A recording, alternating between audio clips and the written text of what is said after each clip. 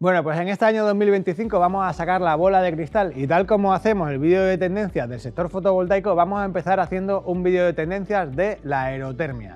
Así que quédate que te vamos a contar todas las novedades para el 2025 y qué va a pasar. Vamos con las mejoras de tecnología en los sistemas de aerotermia.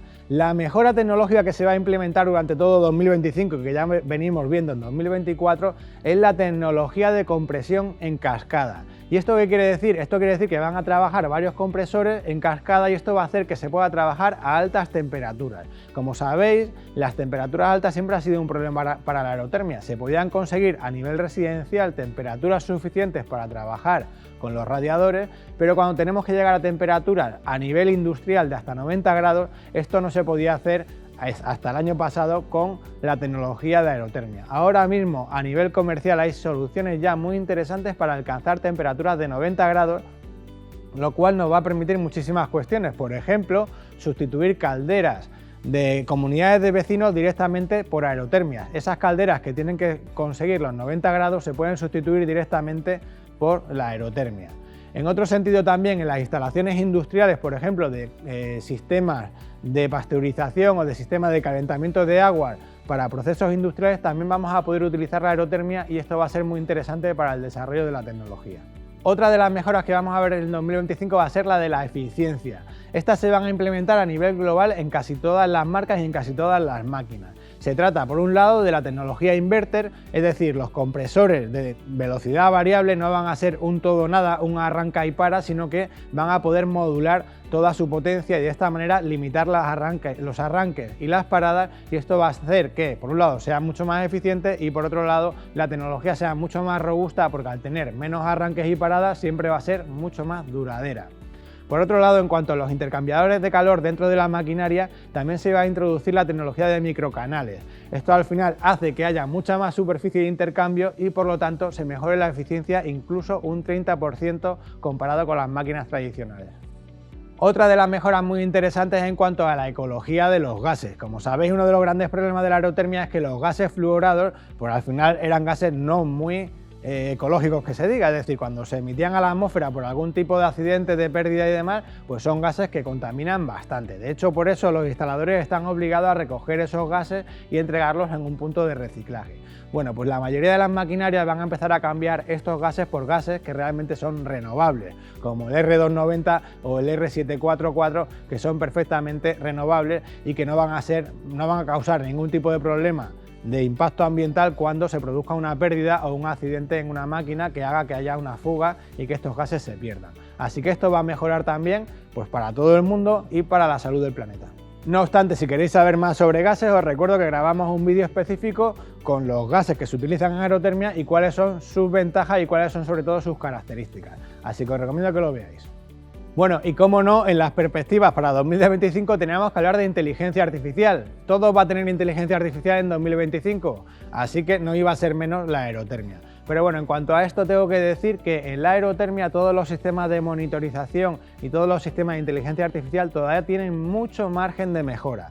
No tanto en programación, sino es real que a la hora de visualizar estas aplicaciones en el móvil o en el ordenador, pues dejan mucho que desear y aquí tienen todavía todas las marcas mucho que mejorar y creemos que 2025 va a ser un año en el que todo esto va a empezar a cambiar y que las marcas se van a preocupar mucho más de la experiencia de usuario a nivel de monitorización. En este sentido, la inteligencia artificial se va a desarrollar, no está todavía desarrollada, en la aerotermia y esto ¿qué va a hacer? Bueno, pues básicamente lo que va a hacer la inteligencia artificial es meter en la costelera del calor, pues la temperatura ambiente, la temperatura del interior de la vivienda, la predicción meteorológica a futuro, la predicción de los consumos y los hábitos de consumo dentro de la vivienda, cuándo estamos en la vivienda, cuándo no estamos en la vivienda y lo más importante, también van a meter en esa costelera, por un lado, la producción fotovoltaica si tenemos energía solar y por otro lado el precio de la electricidad según OMIE o según le marquemos nosotros a la máquina nuestra tarifa. Al final lo que va a hacer la máquina es decidir cuándo calienta agua, cuándo calienta radiadores, cuándo para y tira del sistema de inercia. En definitiva lo que va a hacer es optimizar muchísimo el consumo. Estas mejoras de software esperamos que se den a lo largo de 2025 y lo más importante, estas actualizaciones van a poder hacerse en las máquinas que ya tengáis instaladas en la mayoría de los casos. Y una cosa muy interesante que va a pasar también con la aerotermia, que estamos hablando mucho de comunidades energéticas ligadas sobre todo a la fotovoltaica, pero una comunidad energética tiene muchas posibilidades y una de las posibilidades es compartir las redes de calor. Y esto que puede parecer una cosa muy vasta, bueno, pues se hace ya en algunos países de la Unión Europea como Noruega, Dinamarca, que son países que tienen sus propias redes de calor en algunas ciudades y que no solamente tienen unos cables de electricidad que llegan a las viviendas con energía compartida, sino que también puede llegar un tubo con agua caliente para calefacción o para lo que necesitemos.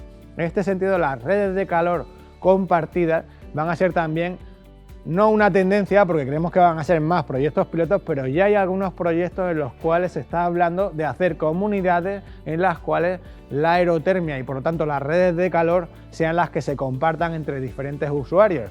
Por ejemplo, si estamos en un edificio de viviendas, pues lógicamente esto va a ser muy sencillo. Si estamos en una población pequeña, en un barrio, esto se puede hacer a través de conducciones directas y puede ser también súper interesante. Además, estas comunidades energéticas ligadas al calor pueden ser también, igual que en fotovoltaicas, ligadas al uso, es decir, que los usuarios no paguen la inversión en su totalidad, sino que paguen por el uso. Tantos kilovatios consumo de agua caliente para mi calefacción, tantos kilovatios voy a pagar. En lugar de pagarle a la compañía del gas, pues voy a pagarle a aquella empresa que me está suministrando esta red de calor. Creemos que este tipo de cuestiones van a ser cosas que vamos a empezarlas a ver a nivel de proyectos pilotos, pero que ojalá se popularicen. Una cuestión interesante también con todo el tema de aerotermia es que cada vez va a haber más incentivos para la instalación de aerotermia. No queremos hablar de subvenciones porque son cuestiones que al final dilatan mucho toda la tramitación, unos papeleos insoportables y al final al usuario le acaba llegando todo esto muchos años después. Entonces vamos a dejar de hablar de subvenciones, pero sí que hay incentivos muy interesantes para el usuario de aerotermia. Por ejemplo, aquel que tiene que ver con las deducciones del IRPF, que pueden ser del 40 o del 60% dependiendo del tipo de edificio en el que viváis, y a la que os podéis acoger si tenéis una disminución de la demanda energética del 30%. Esto podéis verlo en un vídeo específico que tenemos sobre estas deducciones del IRPF y que son súper interesantes porque os podéis deducir, como digo, entre el 40 y el 60% de la inversión realizada y esto es muy interesante. Otra ayuda súper interesante son los CAE, los certificados de ahorro energético.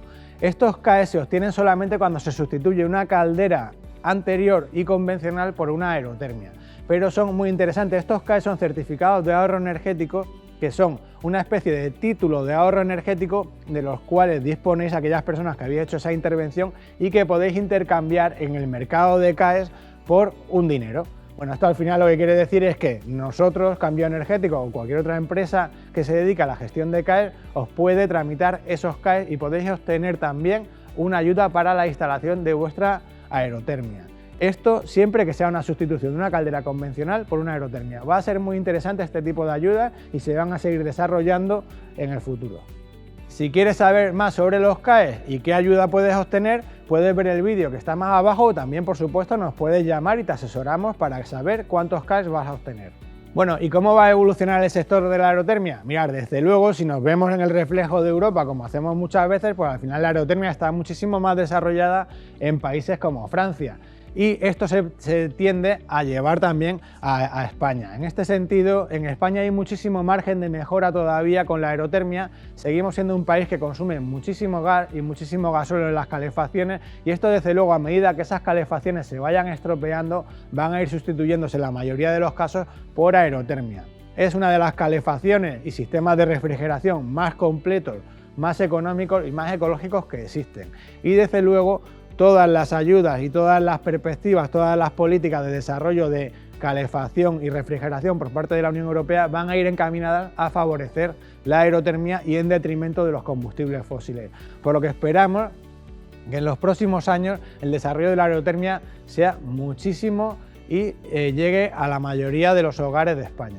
Y estas han sido las predicciones para el 2025. ¿Qué opinas? ¿Qué nos hemos dejado en el tintero? ¿Crees que tenemos razón? ¿Crees que esto no vale para nada? ¿Crees que tenemos muchísima razón? Te esperamos tus comentarios aquí abajo y los vamos a leer y te vamos a responder.